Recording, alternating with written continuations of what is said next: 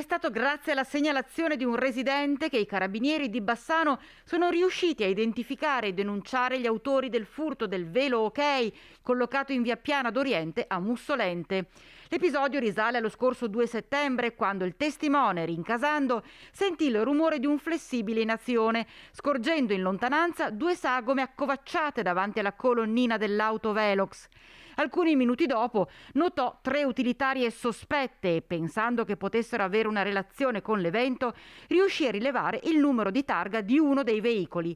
Indizio questo provvidenziale per i militari, che hanno individuato l'auto in questione e il relativo proprietario, ricostruendo quanto era avvenuto. Identificati così 6 giovani, 2 di loro diciottenni del posto, denunciati per furto aggravato in concorso perché ritenuti gli autori materiali del colpo, mentre gli altri 4 risulterebbero estranei alla vicenda. La colonnina è stata recuperata e riconsegnata al sindaco di Mussolente.